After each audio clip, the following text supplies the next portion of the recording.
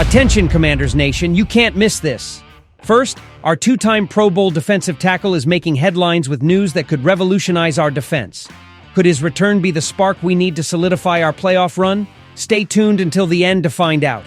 And speaking of impactful changes, a former Washington QB, now with the Falcons, poses a significant threat, but a drastic decision changes everything. What does this mean for our crucial Week 17 matchup? We'll tell you everything in just a few seconds. Lastly, a potential absence that could shake our offense right before a key game against the Eagles. A star tight end out of action? Don't miss the details of this surprise signing and what it could mean for our attack. Jonathan Allen is back in action. Yes, you heard it right. Our two-time Pro Bowl defensive tackle is back in the headlines, but this time with positive news. Let's get straight to the point because this is something that could change the landscape for Washington, if everything goes as we hope. Now ask yourselves this.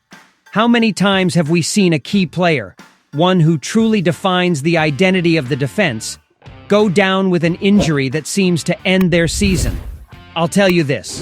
When I heard Allen had suffered a pectoral tear in Week 6, I thought, like many of you, this is a huge blow to our aspirations. But friends, it seems luck is taking an unexpected turn. It wasn't a complete tear, but a partial one. Partial! And that makes a huge difference.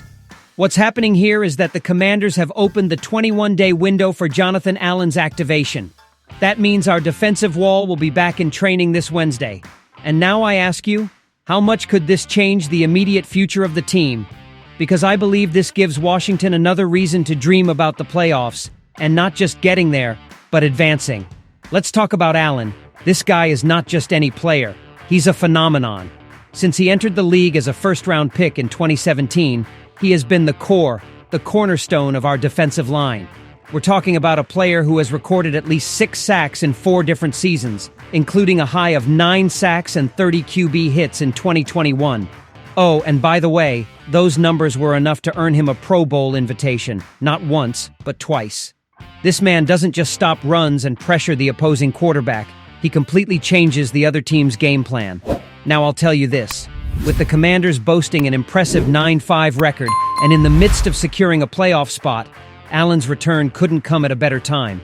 The defense has already been robust this year with players like Dante Fowler and Frankie Louvu wreaking havoc on opposing offenses, 8.5 and 8 sacks respectively.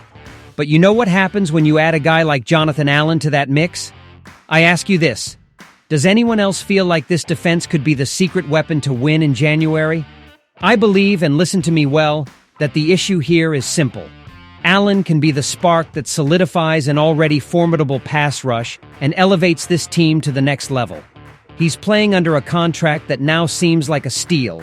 4 years, $72 million signed in 2021, and Washington has the opportunity to capitalize on that investment right now. Because I'll tell you this, any team that underestimates a renewed defensive line with a healthy Allen is making a huge mistake. Moreover, think about what this means for Allen's future in Washington. After a season out of the playoffs and the uncomfortable doubts surrounding this team due to rebuilds and possible trades, having a player like him fully committed changes the entire narrative. How can you not get excited thinking about a possible new contract and what it could mean to have his leadership present and active while the team is being restructured to win consistently? But let's keep our feet on the ground, Commanders Nation. This return is not guaranteed. The window is open, but it's a process. Will Allen be able to come back in the next few weeks at the same level we've seen him before? Because practicing is one thing, and stepping onto the field in a crucial game is another entirely. And the reality is that time is of the essence. Every game left on the schedule counts, especially with the playoffs just around the corner.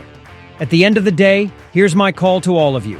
Can Jonathan Allen change this season for the Commanders? I think so. But I ask you fans, do you believe that with Allen back, this defense can lead the team to a deep postseason run? Do you remember Kirk Cousins? Yes, that Kirk Cousins, who spent 6 seasons with Washington and left so many memories and debates in this fan base. Well, I have news. He won't be the one facing us in the crucial Week 17 game. Kirk Cousins has been benched by the Falcons. And this, believe me, completely changes the outlook of the matchup. Now let's get serious. When the Falcons gave Cousins a massive 4-year, $180 million contract just this past offseason, I said this: Atlanta is betting everything on a veteran coming off a serious injury. And what happened? It has gone terribly wrong. Cousins has had a season to forget. 18 touchdowns, but also 16 interceptions. And if you look at the Falcons' 7-7 record, it's clear their playoff bid is on shaky ground. Now, the Falcons have decided to bench him, handing the reins to rookie Michael Penix Jr., the 8th overall pick in the 2024 draft. I ask you this: how desperate does a team have to be to bench the QB who is earning $90 million fully guaranteed? I'll tell you, completely desperate. And now, the debate is obvious. Does this benefit or complicate things for the Commanders? On one hand, let's look at where we stand. With a 9-5 record, Washington holds the 7th playoff spot. Still, we have unfinished business with the Eagles and Cowboys, teams that are never easy to face. But here's the key. That game against the Falcons was seen as a nerve-wracking duel between our Jaden Daniels, the promising rookie who has surprised everyone this year, and a veteran like Cousins, who knows this franchise like the back of his hand. Now the script changes, because we'll face a talented rookie who is just dipping his toes in the NFL. And here's the bombshell. Is this an easier game without Cousins? I think we shouldn't get complacent. Yes, Penix is a rookie and could make mistakes under pressure, but he's also unpredictable. Atlanta has decided to bet everything on this young man. And if there's one thing this kid has shown in his college career, one that led him to be a top 10 draft pick, it's that he has the ability to throw deep, read defenses, and move the ball quickly. Let's not underestimate him, folks. That said, we still control our playoff destiny. While this change in Atlanta eliminates any emotional revenge Cousins might have brought to the game, our defense must go all out against Penix.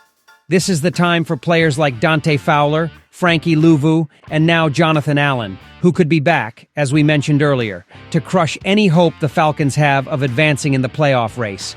The priority is simple: force Penix to make mistakes. And believe me, if we do that, we should win this game. Let's talk about Kirk for a moment. His career has long been a topic of debate in Washington. Many fans remember the years when the Commanders revolved around Cousins. You like that. But I ask you, today, seeing what's happening with him in Atlanta and how he's played this year, does anyone really miss Kirk Cousins? I'll tell you this: Washington made the right decision not to keep paying him millions for performances that don't take you to the next level.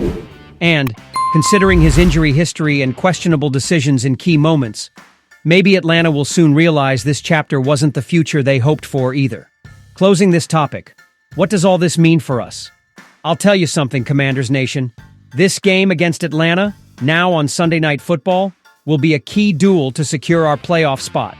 It doesn't matter if Cousins is on the bench or if we face Michael Penix, the task doesn't change. This is a focused, hungry Commanders team with a lot to prove. So I ask all of you, the true fans, do you think our team has what it takes to put pressure on Michael Penix and seal that primetime victory? I say yes, but I want to know what you think. All right, now get ready because we have a roster move that could give important clues about the immediate future of the team. Let's get straight to the point. Does this recent signing indicate that Zach Ertz will be out against the Eagles? Everything is pointing to yes. And friends, this could be a huge loss for Washington right when we need to be at 100% to stay in the playoff hunt. First, let's talk about what we know. Last Sunday in the win against the Saints, Ertz suffered a concussion.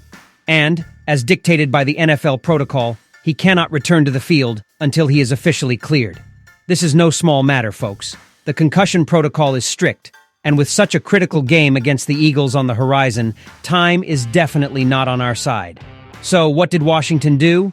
They placed the versatile Kazmeir Allen on injured reserve and, in his place, signed tight end Tyrie Jackson to the practice squad. Who is Tyrie Jackson? Let me tell you, this guy has a very interesting story. First of all, he's a human tower, 6 feet 7 inches, 250 pounds. He's like a walking pillar. He started as a quarterback at the University of Buffalo before transitioning to tight end, and while his NFL career has been quiet so far, 16 games with only 3 receptions in total, he has the kind of physique coaches love. Is he an immediate solution? Probably not. but his signing suggests the Commanders are preparing for a scenario where Ertz is unavailable. And now I ask you, can the Commanders compete against the Eagles without Zach Ertz? Because here's the real issue. Ertz is not just any tight end. This man is a future Hall of Famer, a game changer, and a key part of our offensive scheme. So far this season, he has been our best safety valve for Jaden Daniels, someone the young quarterback can rely on when the pressure mounts. Without him, the offense loses a key dimension, especially in third down situations and in the red zone. Sure, we still have John Bates and rookie Ben Sinnott, and both have contributed this season. But I'll tell you this, Bates and Sinnott are solid players, yes, but they're not Ertz. Neither of them has the proven ability to control the middle of the field or explode as a secondary receiver in critical plays. This situation puts much more pressure on other offensive players like Terry McLaurin, Jahan Dotson, and the unstoppable Brian Robinson Jr., because if the passing game sees a drop in production, the ground attack will have to carry the load. But here's another provocative question. Should Washington consider elevating Tyrie Jackson for the game against his former team, the Eagles? I think there are arguments in favor. Look, this guy is not an Ertz, not yet, but he has an edge in one key thing. He knows how things work in Philadelphia. Jackson spent 2 years with the Eagles and knows firsthand their defensive coverages, their style, and their rhythm. He might not be a game changer, but in a sport where every detail counts, any small advantage is worth its weight in gold. Also, don't forget the emotional factor. We're facing the team that called Zach Ertz's name in the 2013 draft and saw him become a legend. No doubt the Eagles will try to take advantage of that absence to impose their dominance, especially since Washington is now dangerously close to them in the NFC East.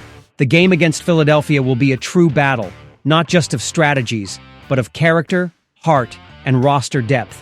But Commanders Nation, the most important question is for you. Do you trust that our offense can perform without Ertz on the field?